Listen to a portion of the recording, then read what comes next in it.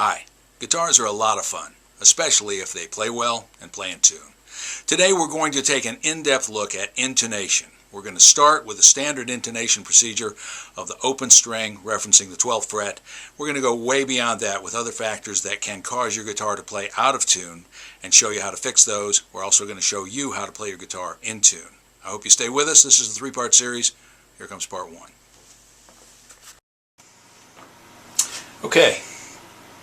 Today we're going to take a look at intonating a guitar with adjustable saddles. What does intonating mean?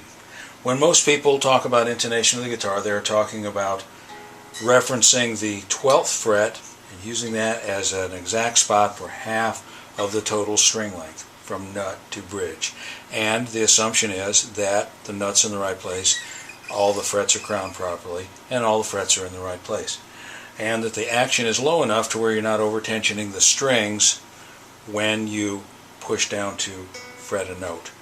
So, if you take a guitar to a music store or a repair shop and say, I'd like my guitar intonated, what they're going to do is they're going to tune a note on one string, they're going to hit the octave harmonic, which should be right over the 12th fret, then they're going to fret it on the 12th fret, and they're comparing, they're going to call that half the length of the string. So they are making the 12th fret half the length of the string from the nut to the bridge, and they are assuming the bridge is in the right place and you're not over-tensioning the string.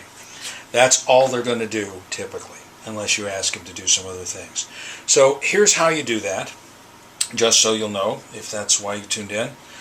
We are hitting the octave harmonic right over that string. We've got so we are intonated right now. What if we weren't? If when we hit that octave fret we were sharp, and I'm doing that by tension, but it shows you what's going to happen, then what that means is the string in its length in relation to that fret is too short. So we're going to lengthen it by moving the saddle back away, and we're going to do that until we get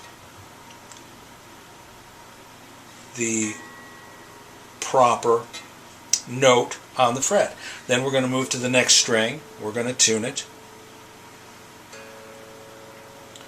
and if we get it again sharp, and I'm doing that by pressure, we'll move it back. If the note is flat, we will shorten the string by moving the saddle this way.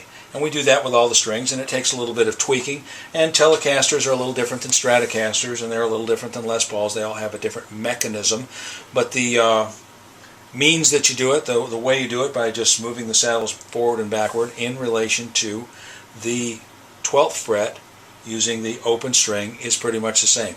Day in, day out, that's going to take care of any kind of problems that you have with a reasonably good guitar, because the guitar is probably going to be made close enough to where it plays in tune. Sometimes it does not.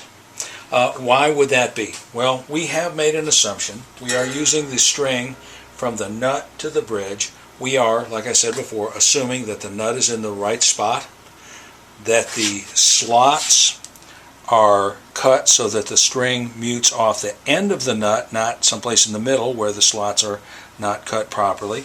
It assumes that the action is low enough where we're not over-tensioning the string in the lower notes to get it down to the fret, which is causing it to go up higher, which intonating it this way will not tell you.